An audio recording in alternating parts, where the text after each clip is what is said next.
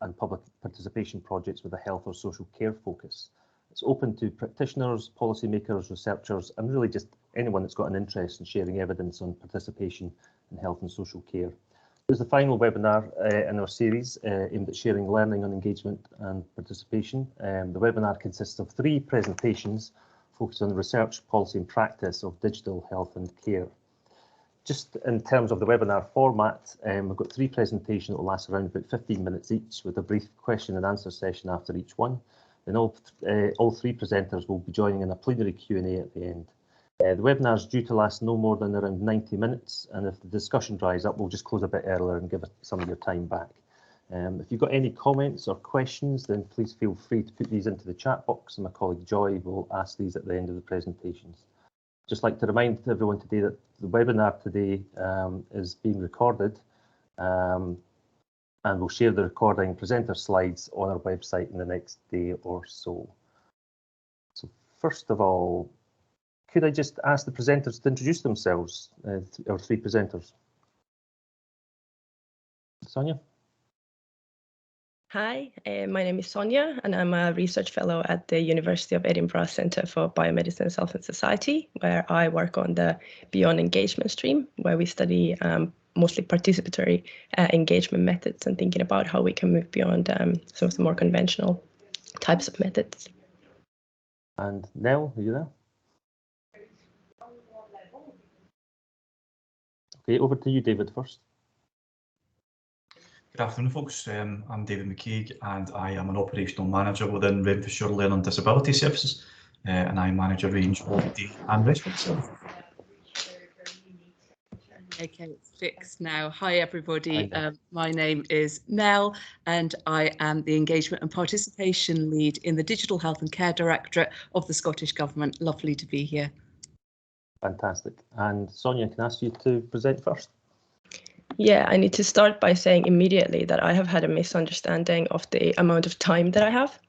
And that means that I can do about half of my presentation, and I always skim over the second part, but hopefully that should work anyway. We'll see how it goes. So hi, my name is, can you see my screen? Is that working? Right. Yep. So my name is Sonja. And I would like to talk to you today about a study that we did with Nicola Boydell, Naya Sethi, and Ellen Stewart, which was supported by Nesta and the Scottish Government. And this was focused on participatory public engagement methods for digital health and care. So what kinds of methods exist and could be used especially by the Scottish Government.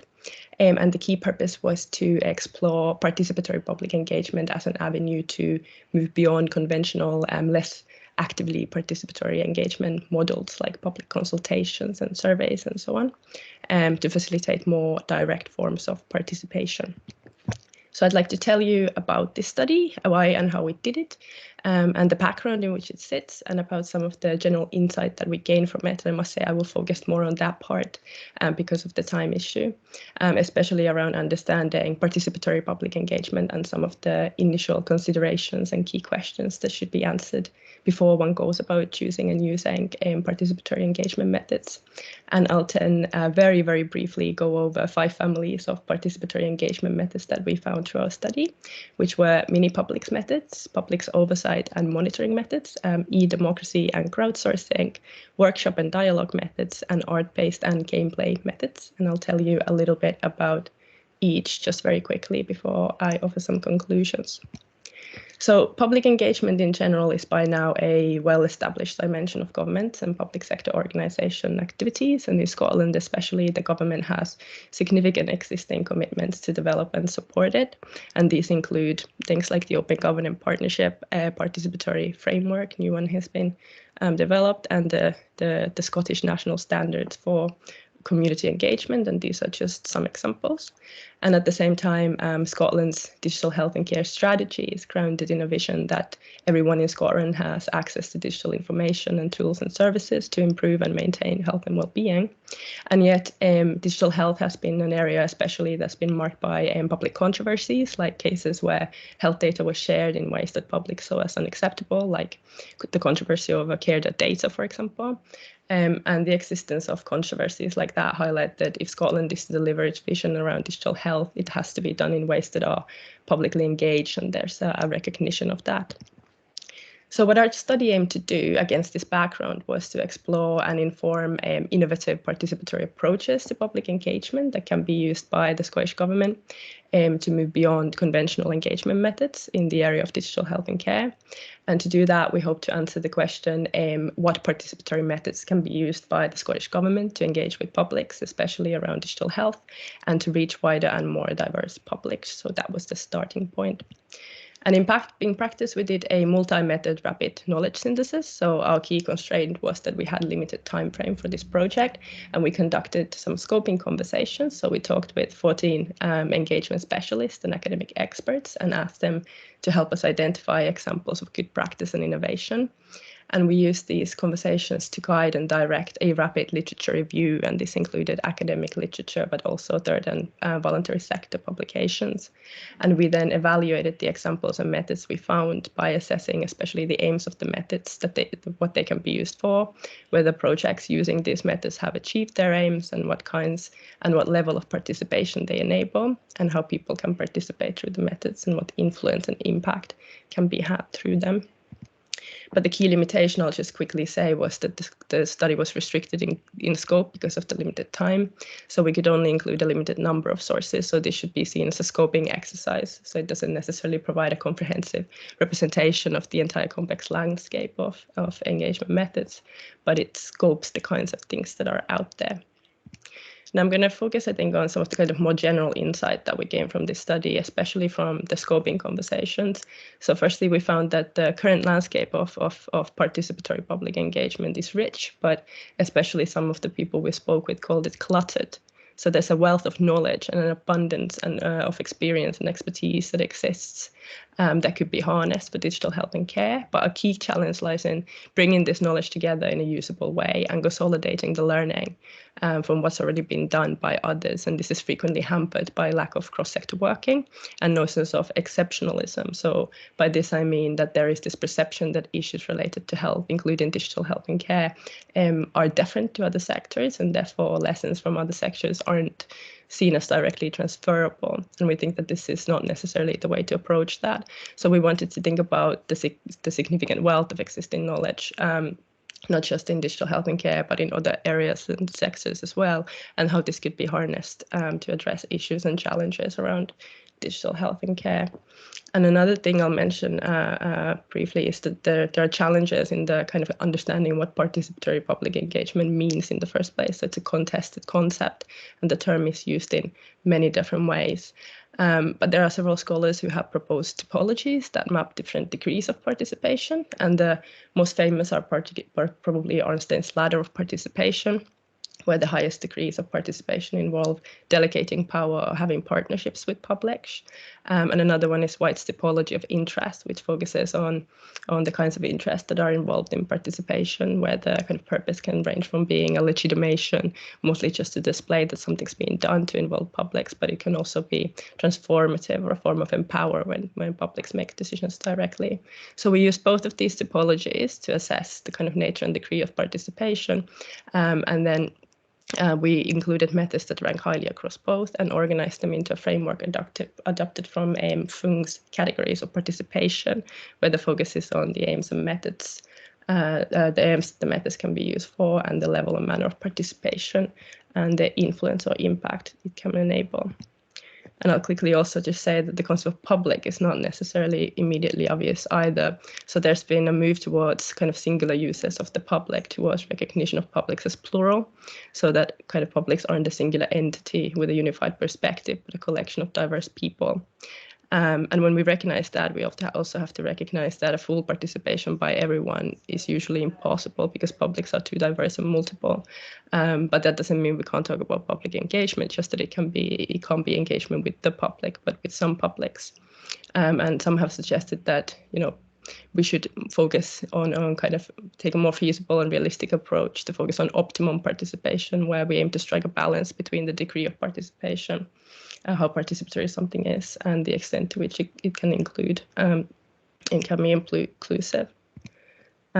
Now, a key thing that we found, which will probably come as no surprise to people in this webinar, but is probably the most significant thing, is that participatory public engagement is fundamentally contextual. So what methods work and don't depends on why engagement is undertaken, who it's undertaken by and with, and what resources are available, and what the outcomes are envisioned to be. So we derived a series of guiding questions for planning and developing engagement activities. So the first one is around the purpose of engagement. So the rationale and justifications are central because they direct the purpose and aims of the engagement. And we found that having a clear purpose and rationale are central components of successful engagement. And the second is that when publics are recognized as plural, there are challenges around identifying and deciding which publics to engage with. And the answer really depends on the purpose and aims of the engagement.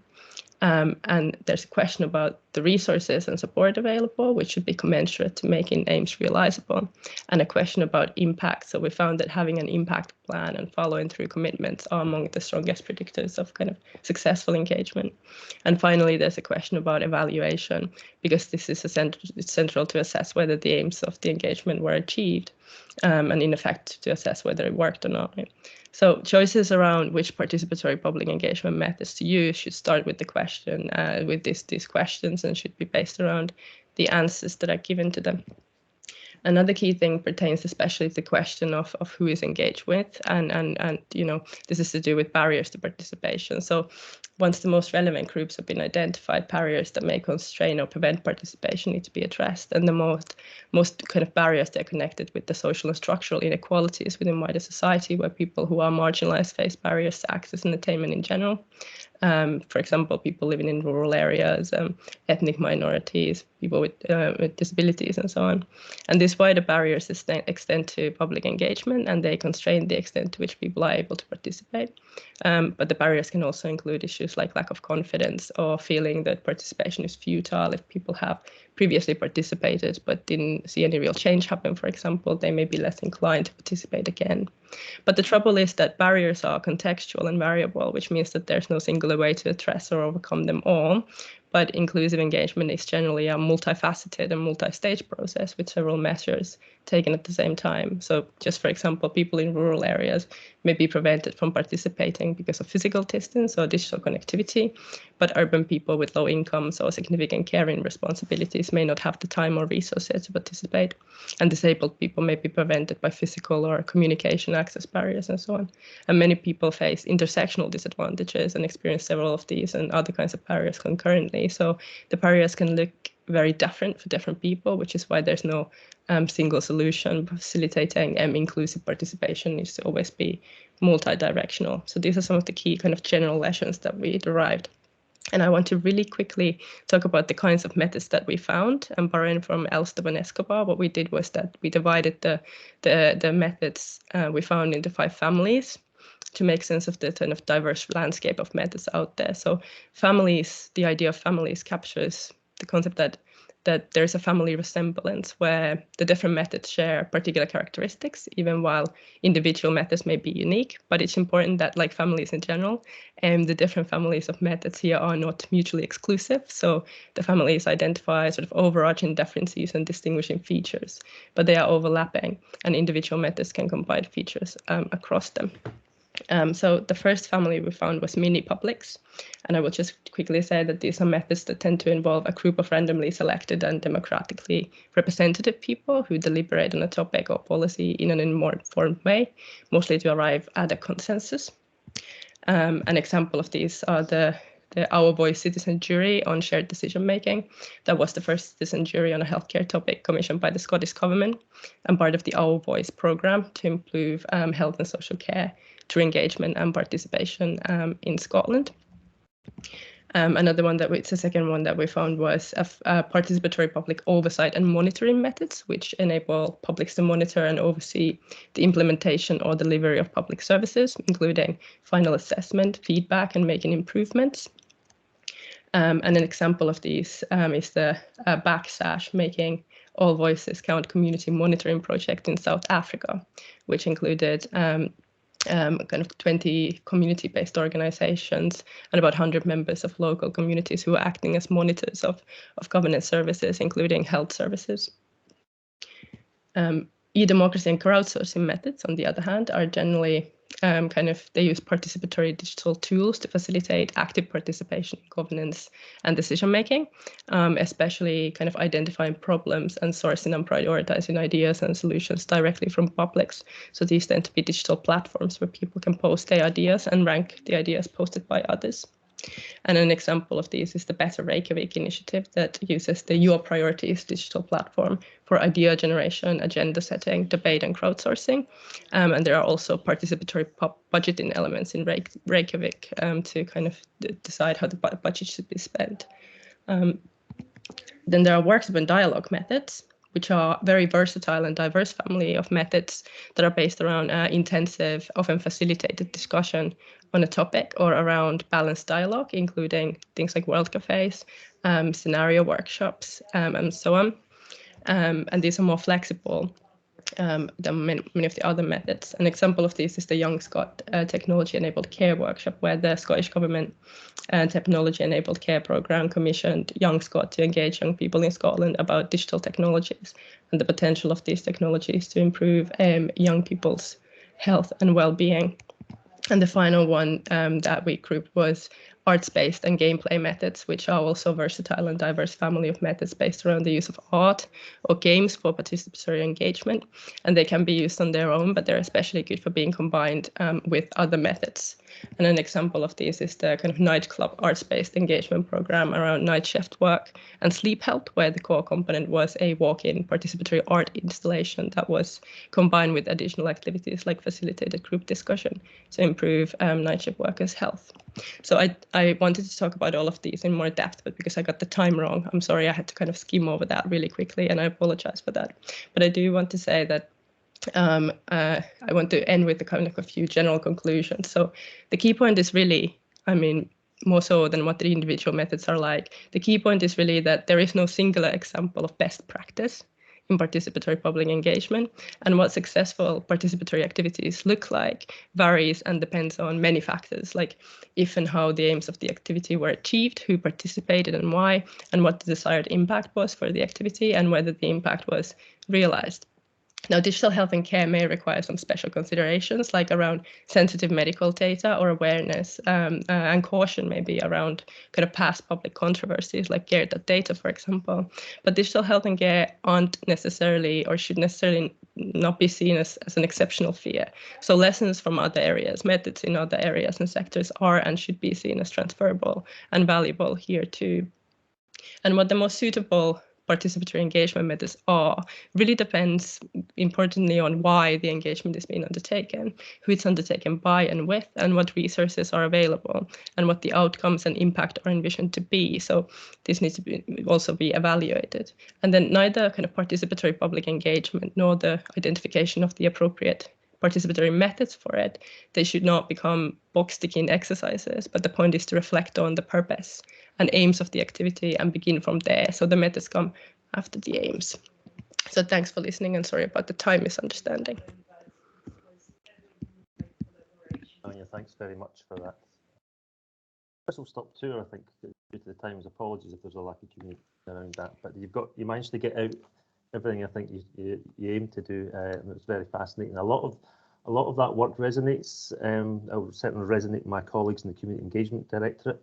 I didn't know you were going to share some of the work we've done as the Citizens Jury, which was part of the work I was involved in. So that's great that you got a plug there for that. I think that was great. One question I have before I bring in Joy, there's been a number of comments and a few questions in the chat box, but I'll bring in Joy in a minute. And you mentioned at the start that there's this cluttered landscape, and to some extent we're part of that in our directorate. Have you got any solutions to how we could share better and get a better understanding? There's always for me when doing these sort of studies, you always hear about there's no shared language, for example. And, you know, there's all these sort of issues. Have you come across any potential solutions to help with that?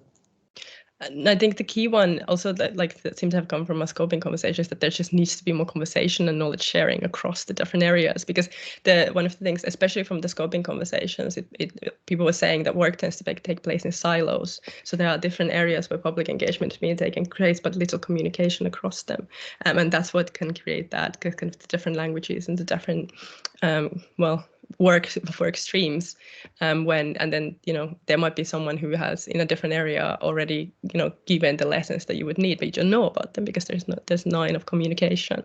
So I suppose it's about knowledge sharing, communication, establishing dialogue across areas, across different sectors, and to systematize the approach. I don't think there's any magic solution to that. I don't. At least this is what we're trying to do here and share with different colleagues as well. So that's one wee part of the solution, I guess. Exactly, precisely. Joy, do you want to come in with some questions from the chat box? Yes, that's great. Thank you so much, Sonja, and so much food for thought in there.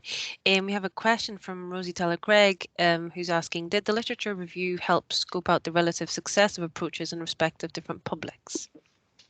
Yeah, so one of the areas that I didn't really talk about, what was partially because of the time issue, was that there were kind of there were different approaches to recruitment of who should participate, and it's kind of hard to sometimes compare them because there's the kind of, you could involve kind of a representative group of people in general, or you could involve a targeted approach to get different particular kinds of people, or you could have a self-selecting approach where anyone can participate, and they enable slightly different things. So the extent to which they are comparable was not obvious from the data itself. And another challenge that we had with a kind of assessing, kind of getting like how successful the different initiatives were in getting people involved was one of the limitations that I didn't mention, which was that a lot of the projects that we looked at, so we did a scoping of academic literature, but also public sector resources, and it was a lot of the projects that seemed to be the most promising were still ongoing, or they didn't have, so we couldn't assess them properly because of that, or they hadn't reported the outcomes.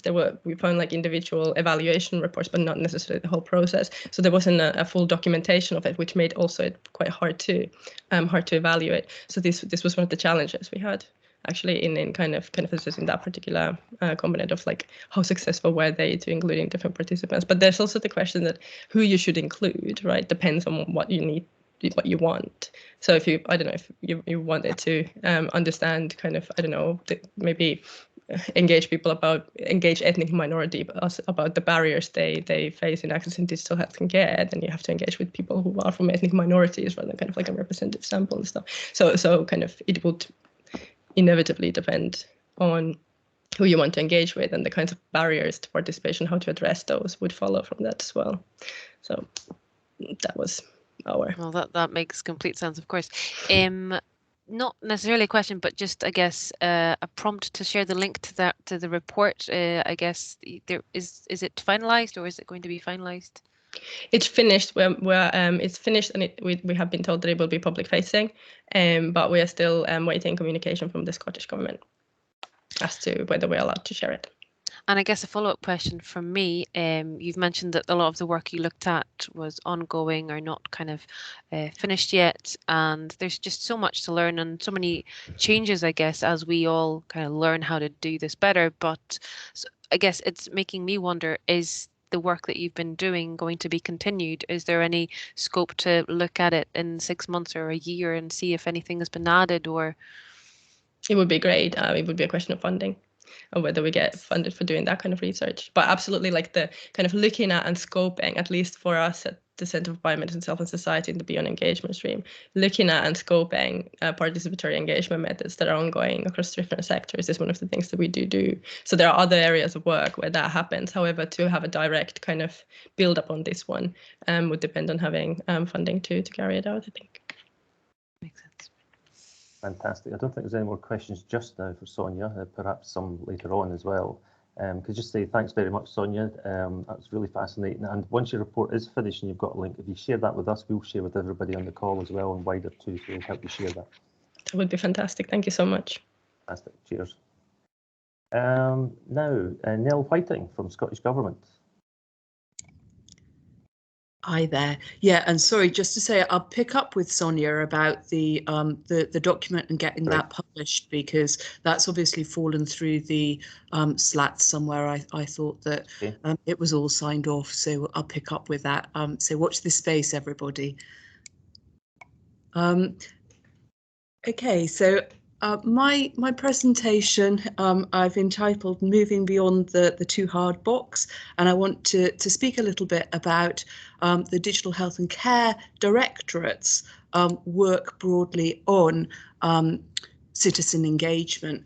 And I think that it's a truth universally acknowledged, if I can pinch a little bit of Jane Austen, that meaningful citizen engagement can be really challenging, even when you're designing a single service. But when it relates to a complex landscape that encompasses strategy, policy, and services delivered by a range of partners, this is intensified. And I suppose this is the kind of the space that the Digital Health and Care Directorate is working within. And I think it's really important to say at the outset that we are at the beginning of our journey, but that there really is a huge desire to move out of that too hard box. Could we move on to the next slide, please? So all of the work of the Directorate is led by the Digital Health and Care Strategy. This was initially launched in 2018 after a really large piece of public engagement, but it was refreshed as the COVID-19 pandemic significantly accelerated some of the ambitions that were set out within it, but also highlighted new areas of focus. The refresh strategy builds on the successes that were achieved because of COVID-19, such as near-me video consulting, the greater digital capability in care homes, the increase in remote monitoring and self-management of conditions from home, and so on. And I think that the areas for increased attention that were identified were really the centrality of citizens and the related issue of challenging digital inequalities. And in reflecting back while we were undertaking the engagement around the refresh of the strategy, I think we came to the conclusion that really historically the emphasis had been placed on how the system uses technology in the health and care sector as opposed to how people use technology. And I think we really understood that we needed to turn that around, and we need to engage with people and hear from people to help us to do that. And in many senses that is reflected, and the issue of language has already come up, and it was really important in the work that we were doing. But we shifted away from, in the previous strategy, talking about digital first to talking about digital choice, in recognising that digital isn't going to work for all people all of the time. And for digital choice to be a fair choice, we needed to ensure that people had access to and understanding of and confidence in digital issues. And I think this is why programmes like Connecting Scotland are so terribly important. Significantly, the refreshed strategy also provides the framework for the development of Scotland's first data strategy for health and social care, and this will seek to ensure that data supports delivery and does so in a way that empowers citizens to have control over their personal data, how it's used by whom and when. So a real kind of shift in focus here, and we think that have that personal control paves the way to support and empower citizens to stay more informed. But again, in order to get this right, we're really aware that we need to be engaging with citizens. And therefore, our Digital Citizen Delivery Board, which is part of our governance structure, in November 2020, instigated a task and finish group to explore approaches to citizen engagement and think about how we could do this more effectively. Next slide, please. So the purpose of the group was to scope out where and how to focus efforts to optimise citizen engagement relating to the development and delivery of digital health and care. And my presentation really wants to describe the work that group did and the challenges and the opportunities that we found, as well as highlighting the recommendations that it made. Next slide, please. So just to say that I am representing a group here. This was by no means my work, but the work of a really fantastic group, including our chair today, Gary. I've got the names up here. So Amanda Leithhead from Scottish Government, Janice MacDonald from Deaf Scotland, Laura Jones from RNIB, Louise Copeland from the Alliance, Mamie again from Scottish Government, Rohan from NHS 24, Suzanne from MECOP, and my colleague Zoe again from the Digital Health and Care Directorate. And I'm presenting really on behalf of all of those today. Could we go to the next slide, please? Probably it seems like I'm starting at the end, if that makes sense, but I thought it was a useful thing to start with the reflections that really that the group came to very, very early on in our deliberations and our task, and recognising that the recommendations that we made seem and indeed probably are modest. And moreover, in everything that we did, we felt that there was very little that was new. And in many senses, as Sonja's presentation has shown, we know a lot of what good practice looks like, and there are fantastic manuals for following to ensure that we get citizen engagement right. And yet it's still in that too hard box. So as we were working through our task, issues such as the lack of inclusive communications, accessible information, informed choice kept coming up. These are historical and they cross all services, not just digital services. And being able to capture and share and act upon individual preferences, whether that's for communications or for accessing services, it remains really surprising challenge given the drive and the agenda that we have to personalise care. And I think that we thought that perhaps one of the things that needs greatest reflection is why is it that things that are so obvious barriers to fair access to services or participation in engagement are proving so hard to address? We really need to reflect on that. We really need to think about that. Why is something so fundamental so hard for us to get right? And I think that there is a need to take account of this in our role in influencing and developing our overall approach. Thanks. Next slide, please. So the approach that we took was to think about the literature review, to think about what we knew in relation to both what good practice felt like, but also a kind of literature review in thinking about people and their engagement with digital. And during the pandemic, a greater use of digital technologies has led many more people to participate in engagement and on a more level playing field. And digital has increased the ability for people to participate in engagement events more easily. But this does really come with the important caveat that this is an option and shouldn't be positioned as that digital choice. It's got to be positioned as digital choice and not as digital first. Some of the members of our groups were actually part of the Near Me Equalities Impact Assessment, and one of the outputs of that was a workshop around inclusive communications, and this led to wider scoping and wider kind of follow-up, so some engagement with the Royal College of Speech and Language Therapists in order to think about really what are the basics of that inclusive communication. And it was felt that many more people would benefit from digital services if there was a great awareness of how they might benefit from them. So there was a feeling that that lack of knowledge was actually a real issue. So a key component of this was the way that digital options are being offered and informed in a positive way, and engagement should help us to be able to do this. So again, that kind of digital inclusion is the key to it.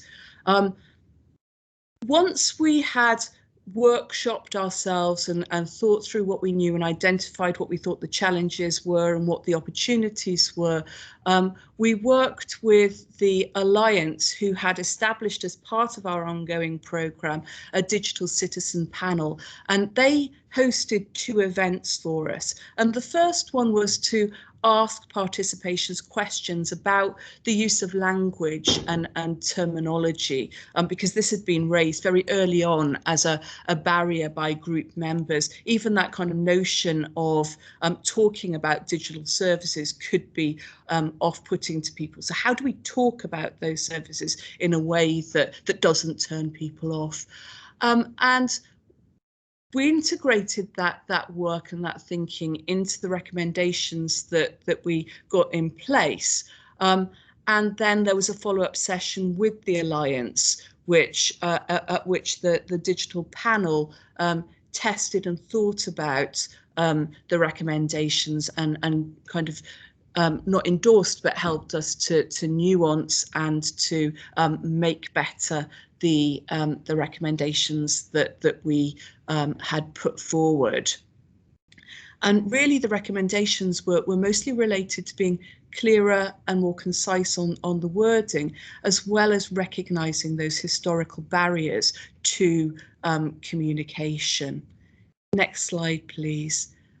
And before I go on and talk about the recommendations that we made, I think I really want to share this quote again, which came from the Alliance as part of their feeding into the independent review on adult social care. And they said, when considering improvement and change to a social care system, the people we engaged with stated that the Scottish Government needs to be specific about mainstream inequality, and it's not enough to provide recommendations and state that equalities will be addressed throughout. So I'm offering our recommendations in the kind of the knowledge that it's a starting point for us, and we need to action these, and we need to put those recommendations into action. And I want to say a little bit about how we're trying to do that as we go forward. Next slide, please. So sharing recommendation 1, the first recommendation was that citizen engagement must be a fundamental part of the design of digital services, as well as redesign and delivery. And it should be meaningful, continuous, heartfelt, and adopt best practice core principles. And you know, the kind of the why of that was really that based on all of our learning, taking a person-centered approach always promotes informed choice and uptake. We know the best services are the ones that have engaged with people first, rather than that kind of add-ons. So we know that ideally people need to be involved in every stage of the process, but very early stage engagement as well. And engagement should be embedded as part of the overarching strategic approach. So the Digital Health and Care Directorate needs to work in a more coordinated way across all of the directorates to guide and plan and prioritise work. And it's that kind of practical approach to avoid the kind of the duplication of effort, or to kind of stop gaps that we're working on currently. Next slide, please. So our second recommendation was around communications and accessibility. So communication must be clear, accessible and inclusive, and actions are needed to address current barriers. So we recognise that there are barriers to our day-to-day communications with people about their care, as well as how we promote services, and this negative impact it impacts informed and fair choice, but also uptake. And these barriers are historical and must be overcome and avoided going forward. Next slide, please. We made a presentation back to our governance, to the Digital Citizen Board, and we asked the community members of the working group how should we best get across this notion of what inclusive communication needs to look like? And one of the panel actually said we should start the presentation with the administrator just randomly switching on and off the cameras and the sound. And I have to be absolutely honest, as civil servants, we didn't have the chutzpah, you might say, to carry that off. And yet, actually, in many senses, that Rose Ayling-Ellis's example on Strictly and the way that that has got people talking about the importance of communication really shows that perhaps sometimes we do need to be a little bit braver. But I think some of the other things that were fed in about communication is a bit like that vaccine mantra: no one is protected until the world is protected, and we can't be inclusive until everybody's included. So that notion that we should be designing services around all people's needs and not have that kind of able-bodied, a kind of white, male, straight, middle class as our kind of default. We need to be thinking more broadly in the way that we approach it. Next slide, please. The third recommendation was about agreeing that the core principles must be embedded as part of the contracts and tendering process, so that whenever we are tendering or contracting out work, we're going to be expecting that citizen engagement will be evidenced as an approach for any work going forward, but also that we will have a leadership role in ensuring that other services are following that kind of lead. Next slide, please. So our fourth and final recommendation was that ongoing engagement will provide the opportunities for reflection, including insights into any changes in preferences and circumstances and opportunities. And the reason why the group felt this was so important is there's a need to build in opportunities to kind of take that step back, to reflect around what people know and understand about digital services and how this might influence their feelings and their preferences. We felt that this was going to be particularly important when we move away from COVID-19 restrictions and indeed other changes. So we want to avoid making assumptions, and mechanisms will have to be put in place to systematically engage with stakeholders to assess how they feel around all things in digital and indeed other aspects of services and information sharing. Next slide, please. So just to kind of, I suppose, do some final reflections here. We're really clear that while the spotlight is on digital services, because they're relatively new and quite rightly so, I think that spotlight is important. There is a need to examine how person-centred and inclusive and accessible other services are for citizens. And I think we need to be thinking about that as blended approaches to services are so important, but also how we start to think of, the joining up across health and care services, the focus on early intervention and prevention. So we're needing to think across the piece, because people are accessing services. That's what we're being told. They're accessing services rather than seeing those as digital services. Digital services are a part of the whole for people. But digital has increased the ability for people to participate in engagements more easily. Lead-in times for digital events are shorter. The challenges of agreeing geographical locations and finding suitable site venues don't apply. The notion of limiting the number of people around the table doesn't apply in the same way, because of the size of the room is no longer a valid argument. So it does offer us opportunities if we're willing to grasp those in a really reflective and meaningful way. And I think that this really should prompt us to think about a different approach and style to involving people. And that's where we are at in the directorate. And I started by saying we're at the beginning of our journey. We're trying, we're grappling to take this issue out of the too hard box. Next slide, please. And I just want to end really briefly with what we're doing, a kind of case study of how we're trying to embed all of this stuff in relation to the development of the new data strategy that I mentioned at the beginning of my presentation.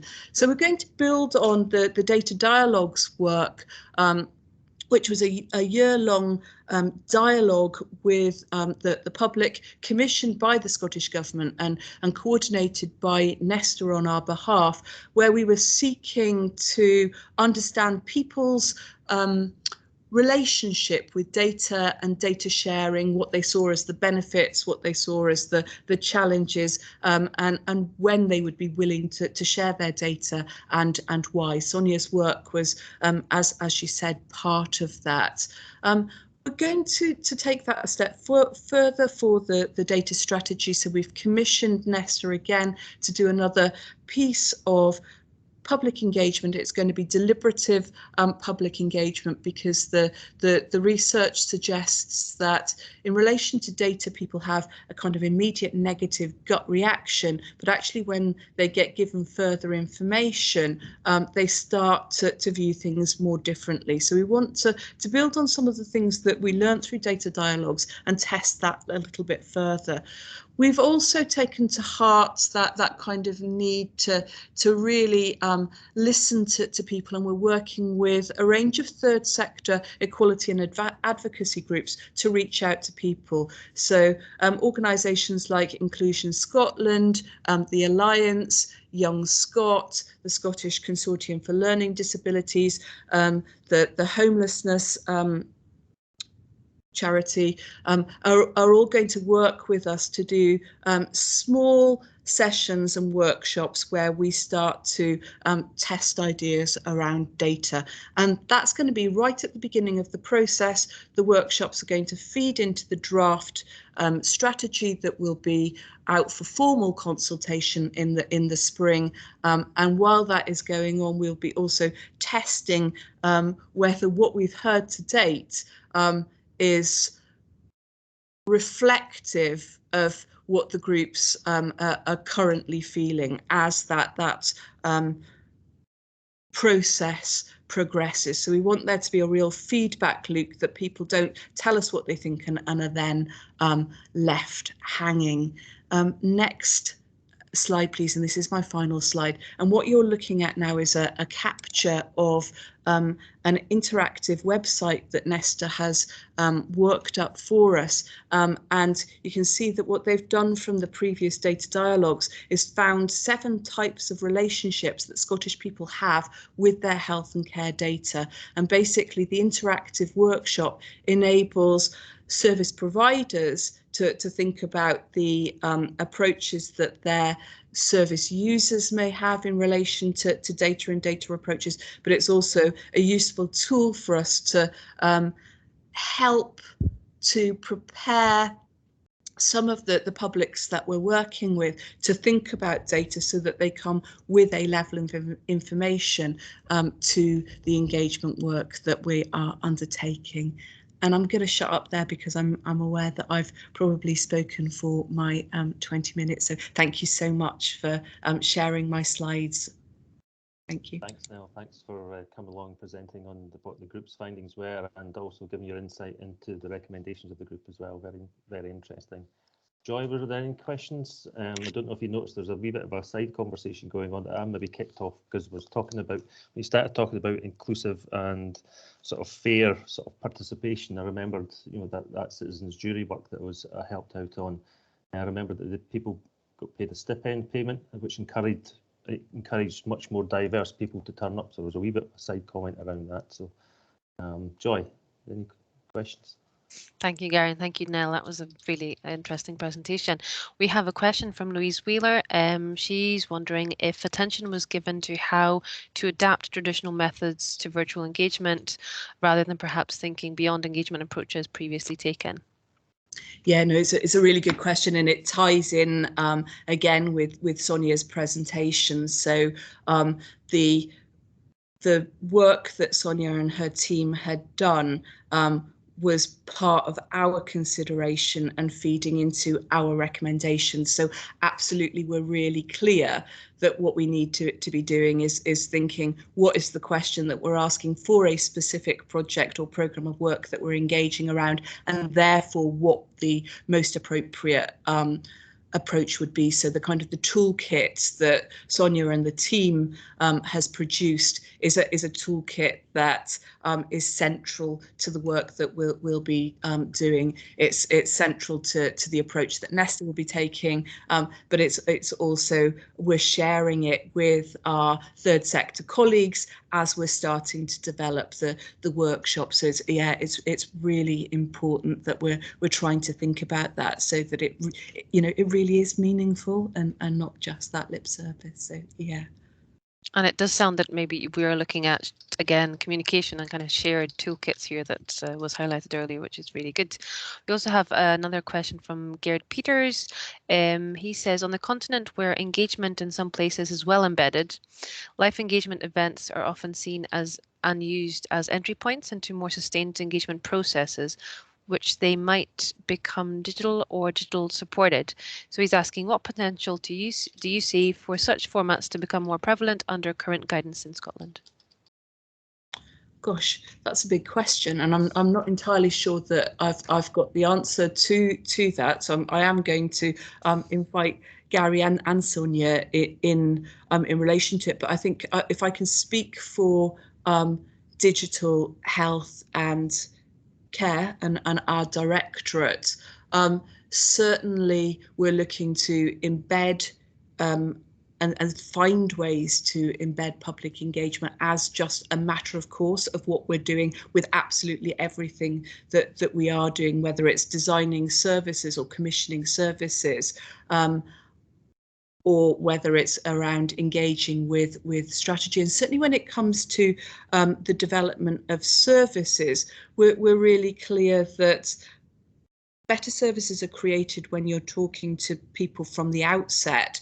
And actually part of that will be a word of mouth, that those people and their networks feel more confident about the services that are then stood up. So I do think it is all part and parcel of the same issue. And I think one of the things that's connected, and sorry, I will shut up and invite Gary and Sonja in for their reflections here, is about not just doing the engagement, but actually telling people what the result of that was, but also telling people, look, we are engaging, we are doing this, this is what has been said. So I do think there is something about that ongoing informing that's really important there.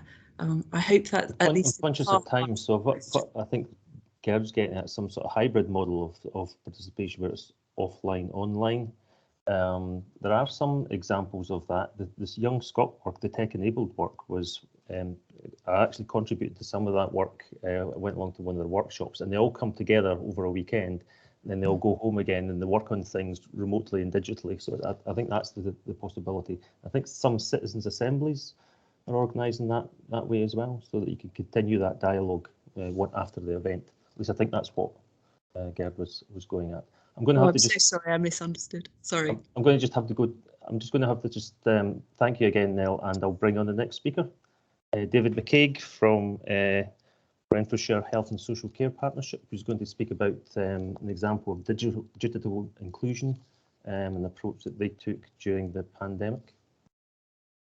Hi, David, over to you. Yeah, thanks, Gary. I appreciate that. Well, firstly, I'd just like to say thanks for the invitation, an opportunity to come and present and share what digital transformation and practice has looked like within Renfrewshire Learning Disability Services over the last 18 months.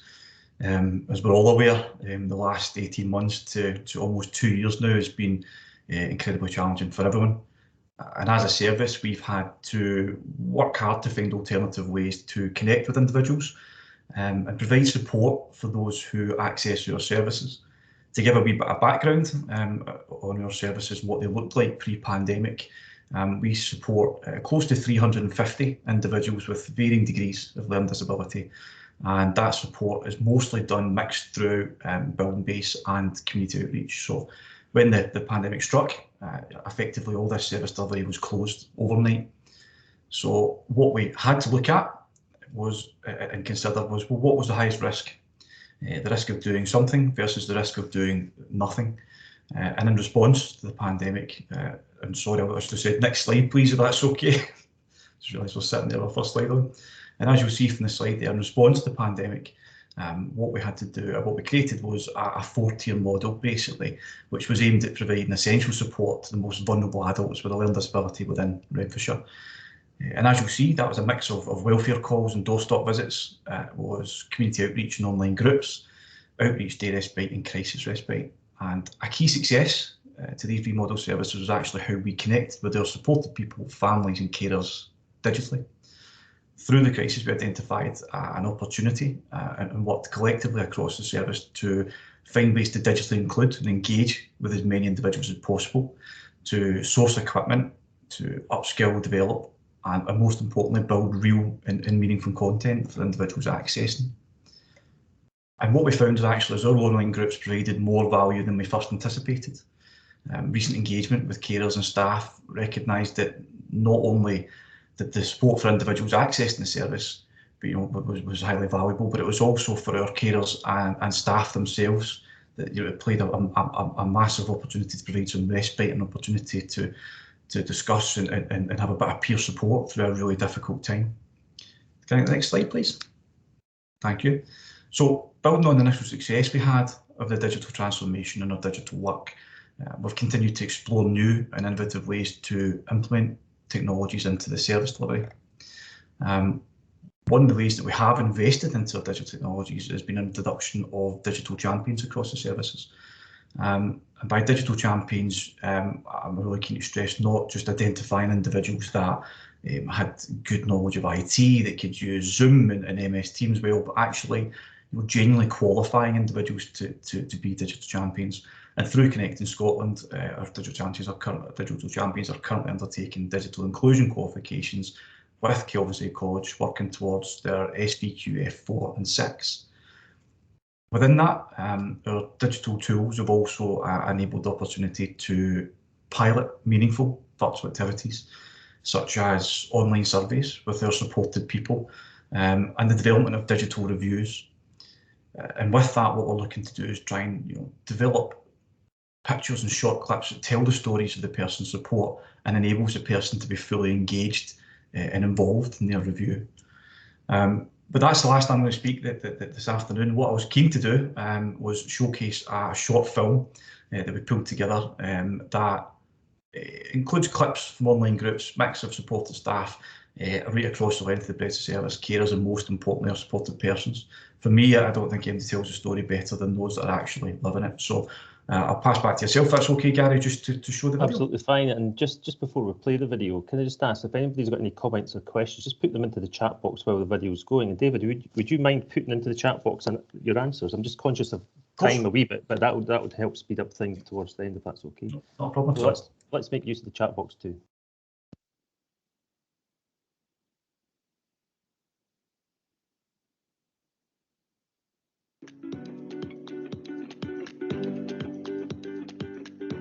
Hi, I'm Dave McCaig and I'm the Operational Manager for Renfrewshire Learning Disability Services, and I manage all the day and respite services. So during the COVID-19 pandemic, it was more important than ever to make sure that we adapted the way that we digitally include our supported people and everybody that accesses our service. For anyone, a change of a routine that the pandemic has caused would have a massive impact on their health, well-being, anxieties, and this is even greater for individuals that access our services. With our services closed, we quickly realised we needed to support people in a different way, to complement the welfare phone calls, activity packs and newsletters that we deliver to people. Some of our service have social media pages and WhatsApp groups, and they all post on a regular basis. We create films and digital content. We'd never run groups online. However, we knew it was an effective way to connect with people, to socialise and reduce feelings of loneliness and support people's mental health and well-being. We knew that there were several barriers to overcome to help the people we support to engage with digital technology. Areas like a lack of access to equipment and internet, a skills gap, or means to learn, not only for our parents and carers, but some of our support staff, our supported people, including those that live independently. Also, the motivation and confidence to use, understand and engage with digital technology. As a service, we recognise that as fantastic as our online groups have been, they will not meet the need for absolutely everybody. There are many individuals that either choose to not participate or potentially don't have the capacity to participate. It was a steep learning curve for all staff, lots of trial and error, but they worked hard to adapt to digital methods of inclusion. They worked closely with parents and carers to improve their digital skills that in turn enabled their son or daughter to access our online groups. Hello, my name is Sudhakar Sharma. I'm physiotherapy team lead for applied sector and I'm based at Renfrewshire Learning Disability Services.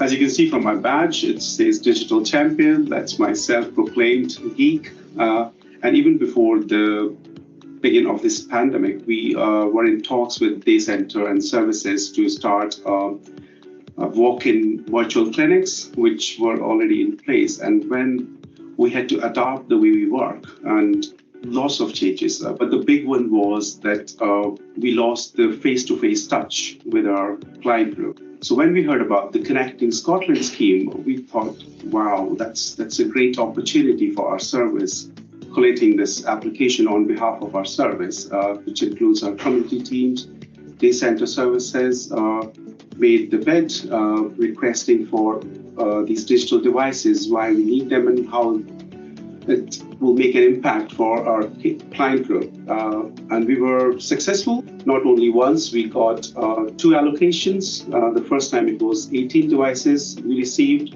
and second time 20 devices.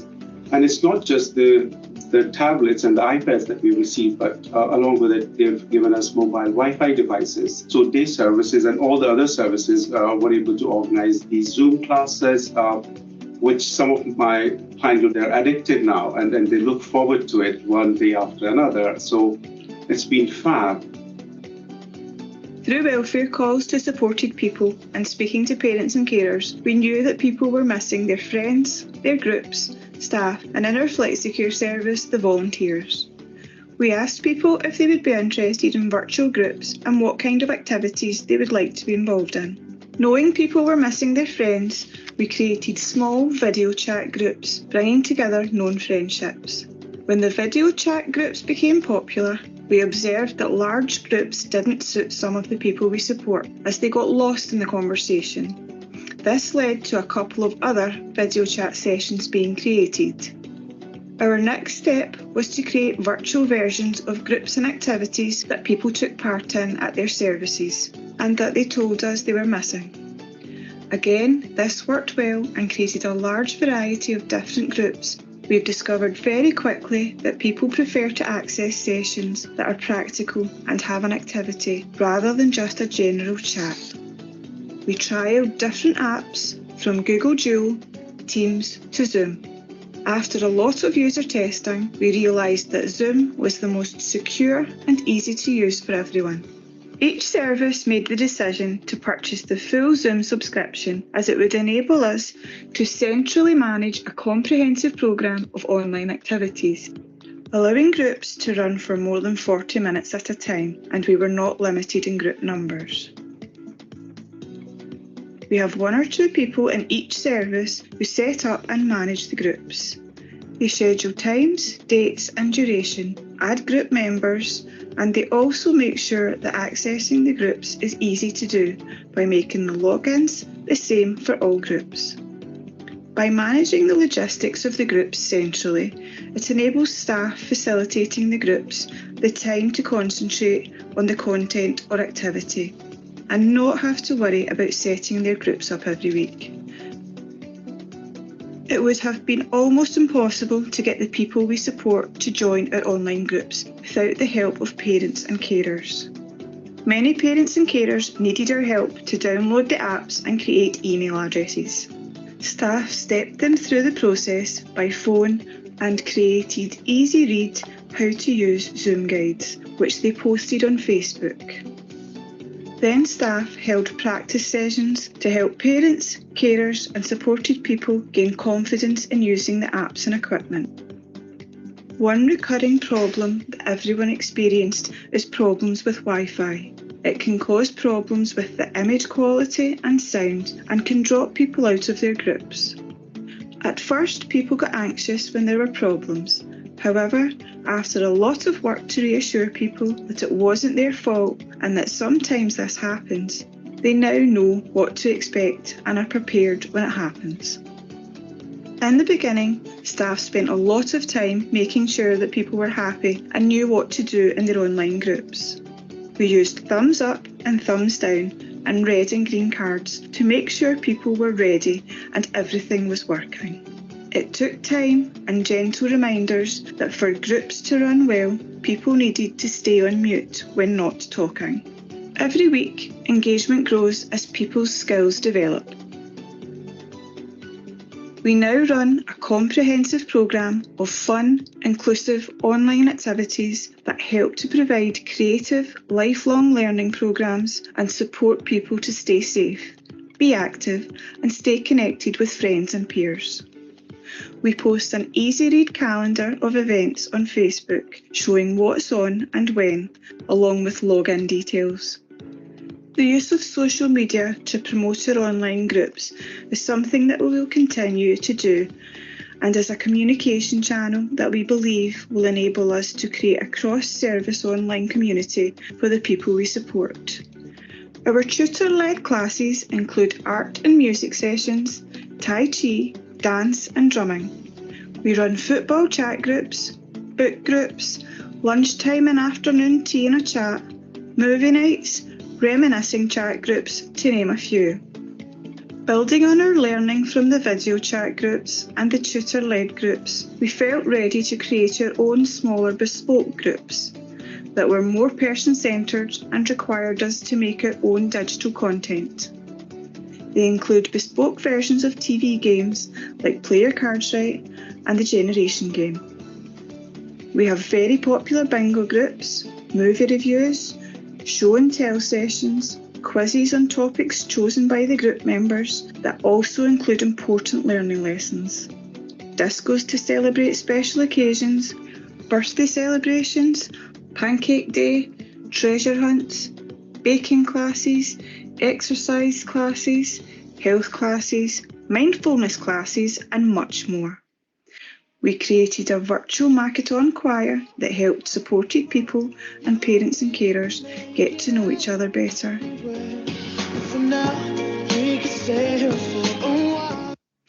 We support people to stay connected with organisations that are important to them by attending the National Involvement Network's online meetings.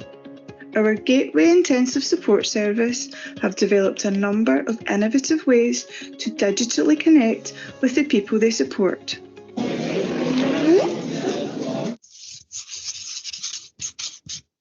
Gateway is a day service that supports 16 autistic individuals who have complex support needs. Historically, the people that come to Gateway would have been supported out of area, and as part of the Coming Home report, we are able to support them within their own area.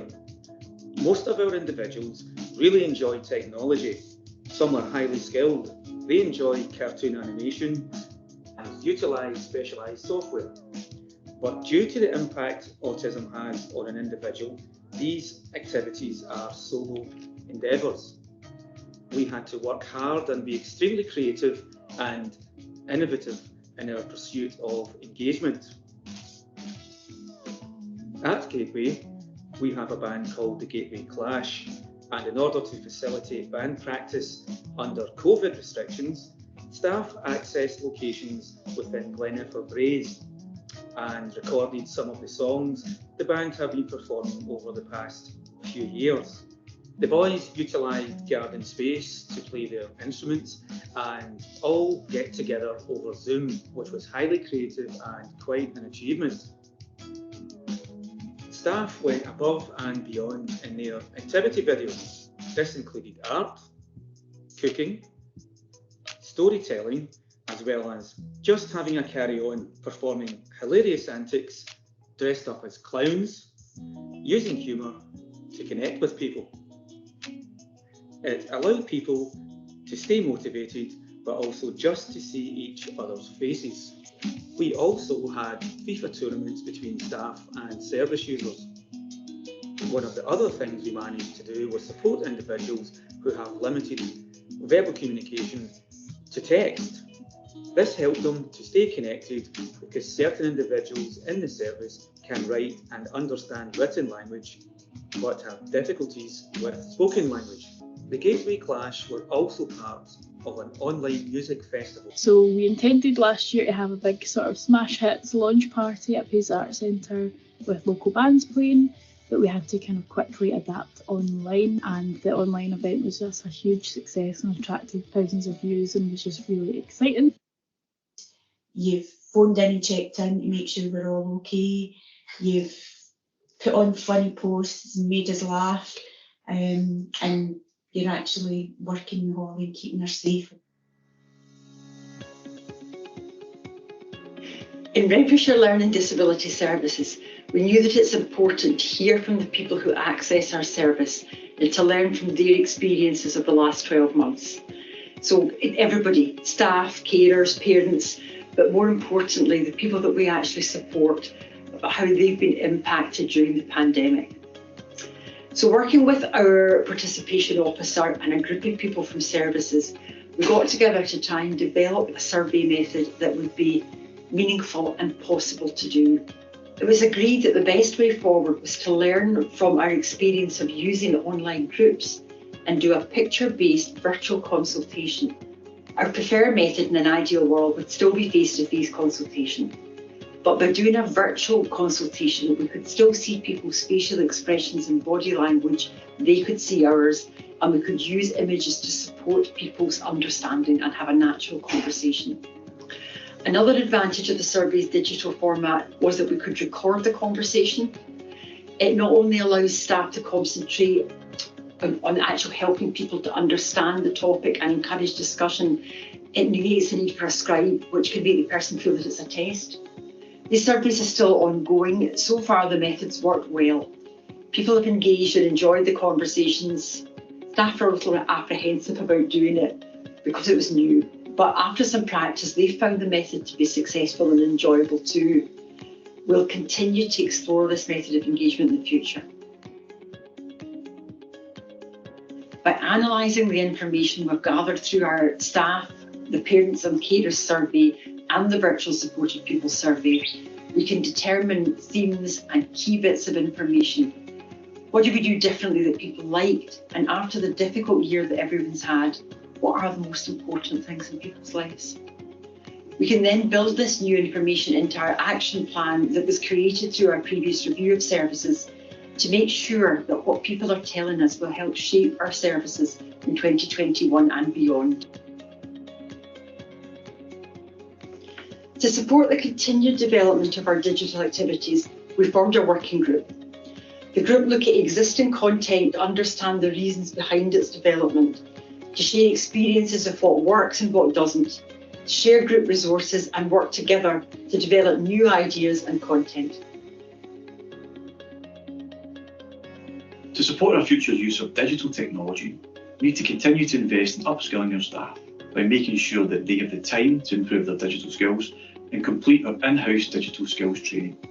We also plan to encourage digital champions across our services by supporting them to continue to access Connecting Scotland's online training and support. By improving the digital skills of staff, they can help support the people developing their digital skills, be a guide for colleagues and continue to support parents and carers.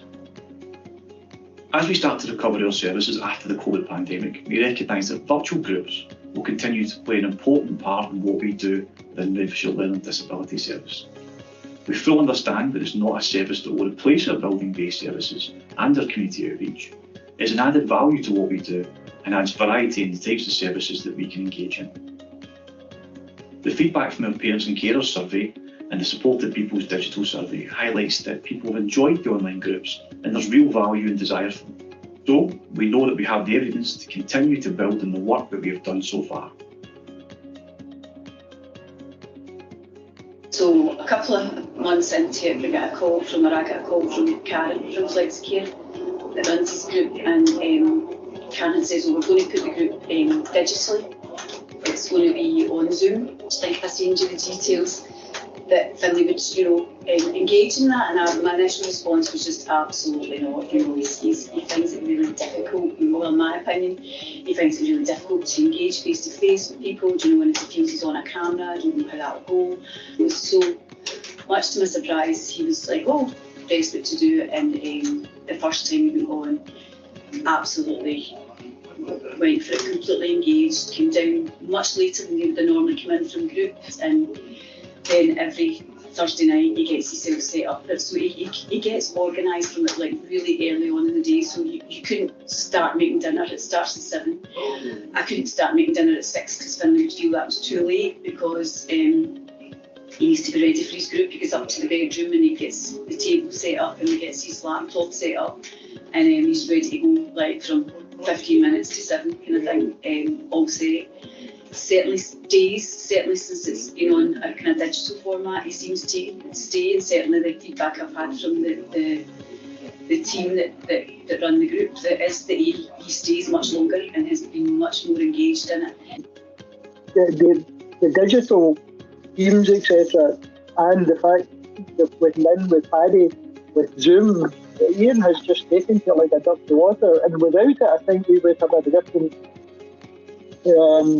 scenario with Ian, a frustrated and very angry Ian, because Ian gets frustrated with nothing to do, being there, and it's been a godsend.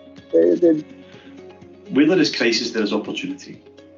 If we were looking at online groups as a project before COVID, we would have probably spent a long time saying this is where we will struggle and here's where the issues will be. And how is it going to be inclusive? Due to COVID, there's been less bureaucracy and we've been empowered to respond quickly, and we've just had to go and get it done. It is truly amazing what we've created in such a short space of time.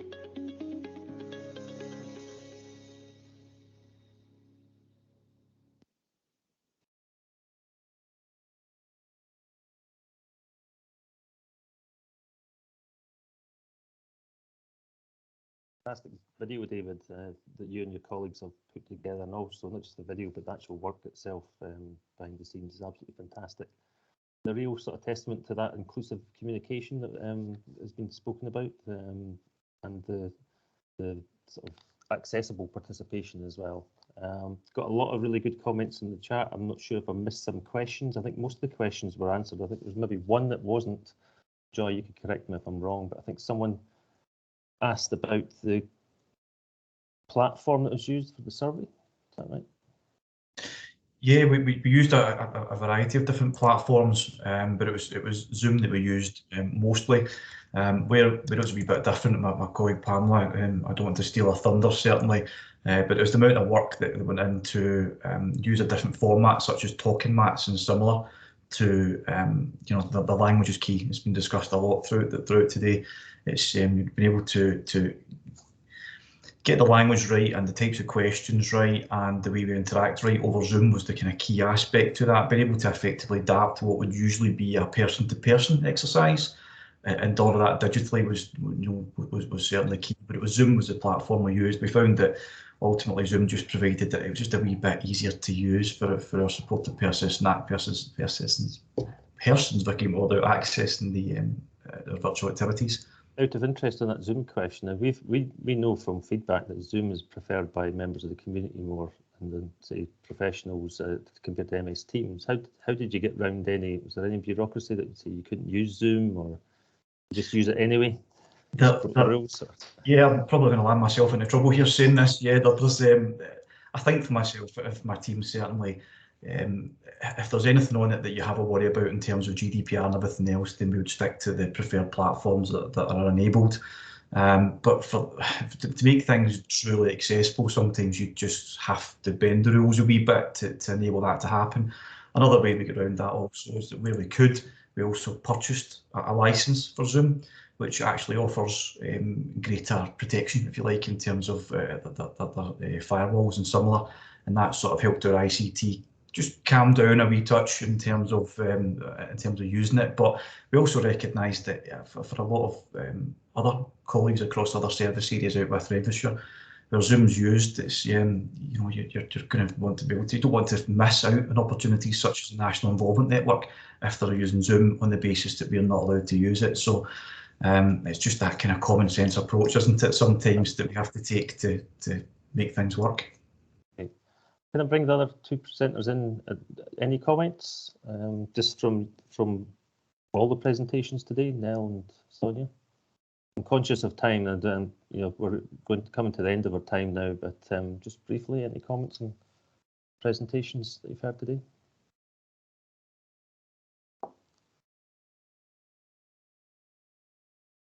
Either Nel or Sonja, any views, points? No, just again to say thank you, and certainly for yourself, Sonja and Nel, it's been really interesting, and I've seen a good few comments from my team that are on today that have have certainly been paying attention, and no doubt we'll be chapping your door shortly to share some best practice. So thanks for the opportunity and some really good presentations today. Same. I just wanted to say thank you as well. I learned a lot. I learned a lot both from the presentations, but also from the comments. I've been very grateful. This opportunity was great, and both the presentations were really good. But I was really kind of taken by the video. That was very interesting example of what other people have said as well as very meaningful engagement. So thanks for that. I just want to echo that. I think I've learned loads just being here today, and I think, Gary, before we started, you said you were quite interested in the idea that we were going to have a research approach and a policy approach and a real practice approach, and I think those three things have worked really well together. But yes, so energised by the final presentation and actually seeing people getting getting stuff out of digital. It's real, and that feels so exciting. So yeah, thank you so much. That's great feedback. I'd just like to ask people to give some feedback in today's webinar via the evaluation link that's hopefully going to pop up in the chat box. It should only take a minute or two. I'd just really like to thank all the presenters, Sonja, Nel and David, for their input and presentations today. I thought this gave us a real insight into digital engagement in healthcare services and potentially what the future might hold as well. And also like to thank attendees for participating and contributing comments and questions as well. That brings our webinar series to an end. Over the month we've done 5, but if you missed out on any of the previous webinars, the recordings and presenter slides are all on our website. And finally, I'd like to really thank all my colleagues that have supported the webinar series behind the scenes. They've done a tremendous job. So thanks to Joy, Richard, Linda, Stu, and Claire, and all the other community engagement colleagues that have contributed to comments and questions. Thank you very much.